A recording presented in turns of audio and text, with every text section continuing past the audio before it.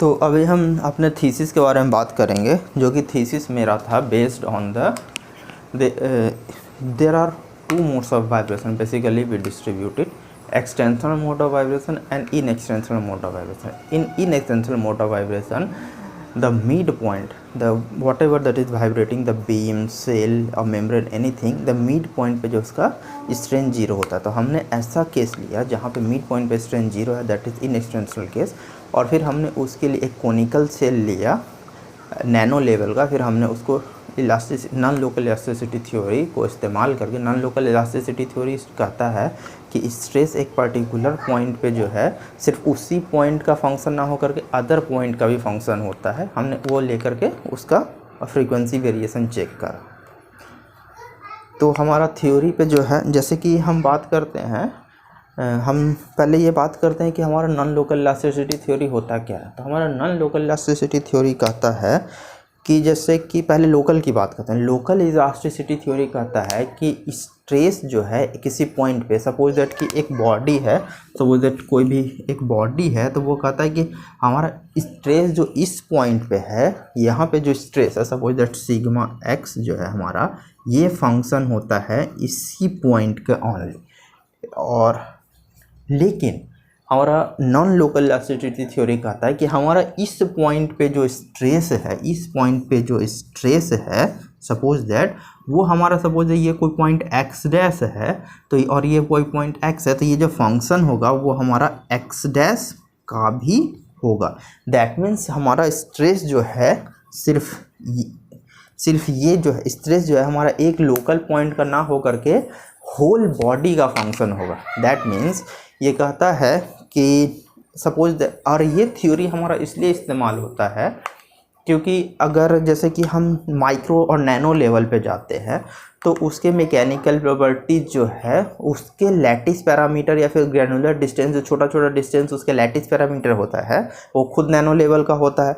तो उस पर भी डिपेंड करता है। क्योंकि उस पर डिपेंड करता है तो जब हम कैलकुलेट करेंगे, हम उसके फ्रीक्वेंसी को कैलकुलेट करेंगे या फिर कोई भी प्रॉपर्टीज़ को कैलकुलेट करेंगे, तो उसको कैलकुलेट करते टाइम अगर हमने उसके इंटर एटॉमिक डिस्टेंसेस को अगर नहीं लिया, उसके लैटिस पैरामीटर ग्रैनुलर डिस्टेंस को अगर नहीं लिया, तो हमारी फ्रीक्वेंसी ड्रेस्टिकली वेरी करती है।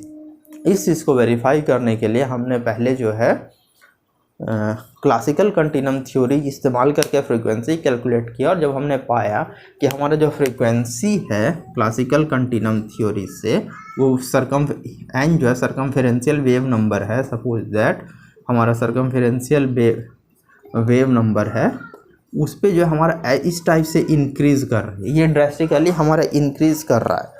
लेकिन जब मॉलिक्यूलर मैकेनिक्स सिमुलेशंस के रिजल्ट को देखे गए तो उसमें जो है हमारा फ्रीक्वेंसी एक पर्टिकुलर पॉइंट तक हमारा वेरी करता है। ये हमारा सपोज दैट लोकल है, लोकल इलास्टिसिटी थ्योरी है, लोकल इलास्टिसिटी थ्योरी है। लेकिन जब हम इसका बात करते हैं नॉन लोकल इलास्टिसिटी थ्योरी हम इस्तेमाल करते हैं, तो हम देखते हैं कि हमारा फ्रीक्वेंसी जाता तो है लेकिन यहाँ पे आकर के सेचुरेट हो जाता है। लेकिन वो हमारा मॉलिक्यूलर मैकेनिक्स सिमुलेशन में हमारा दिखा रहा है। लेकिन जब हम अपने केसेस में जा कर के बात करते हैं, क्लासिकल जो कि classical elasticity theory macro level के लिए इस्तेमाल होता है, वहाँ पे जो है इस टाइप का बिहेवियर देखने को नहीं मिलता।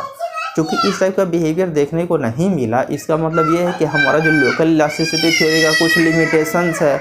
जब हमारा वो लिमिटेशंस है तो हमें इस बात का ध्यान रखना है कि हम ऐसा जब माइक्रो नैनो लेवल पे जा कर के काम करें तो हम कौन सा जो है स्ट्रक्चर हम ले, कौन सा थ्योरी इस्तेमाल करें जो कि हमारा इस टाइप का सैचुरेशन लाइक बिहेवियर दिखाई दिया।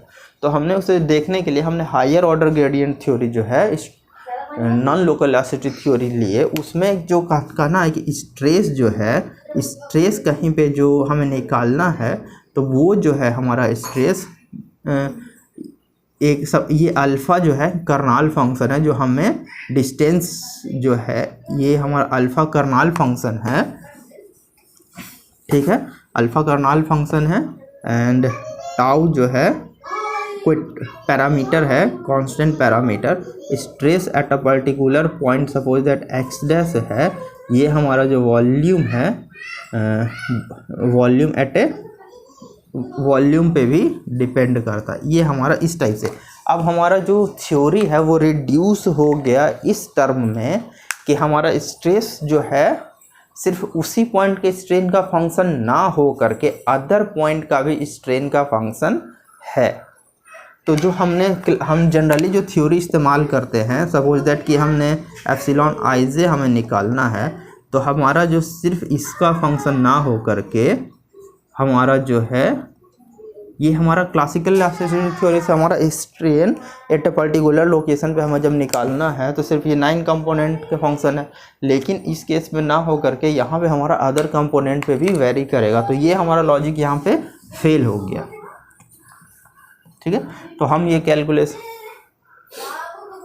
तो ये मेरा रिजल्ट। क्वेश्चन लिखो तो क्वेश्चन घंटा के हो समझ में आएगा।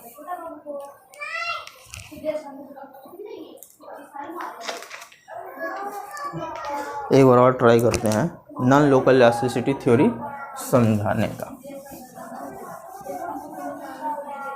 हमारा नॉन लोकल इलास्टिसिटी थ्योरी कहता है, जैसे पहले हम लोकल की बात करते हैं तो हमारा लोकल इलास्टिसिटी थ्योरी हमारा कहता है कि स्ट्रेस एक जो पर्टिकुलर पॉइंट पे है वो स्ट्रेन उसी पॉइंट का फंक्शन होता है। लेकिन अगर जैसे हम ऐसा कह रहे हैं कि सपोज दैट ये हमारा कोई बॉडी है, हमारा इस पॉइंट पे जो है सपोज दैट ये किसी भी यूक्लिडियन स्पेस में है, तो स्ट्रेस हमारा एक पर्टिकुलर पॉइंट पे जो है फंक्शन सिर्फ इसी पॉइंट का होगा।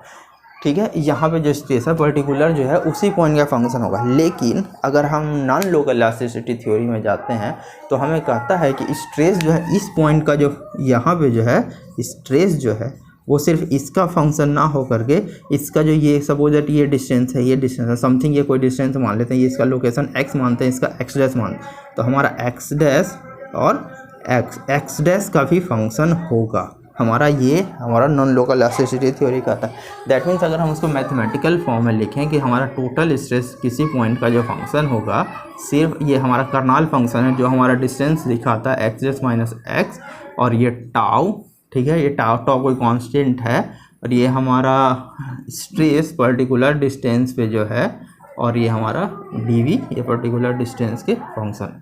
ये इक्वेशन लिखने का कोई मतलब नहीं है। They will not get that, I know that they. मैंने ये बोल दिया ना, तो मैंने ये ड्रॉ कर दिया तो वो मेरा इस सॉलिड में क्या बोलना ही है यार, गड़बड़ हो जाएगा। डायरेक्शन इंटरव्यू का डायरेक्शन मोड़ रहा है।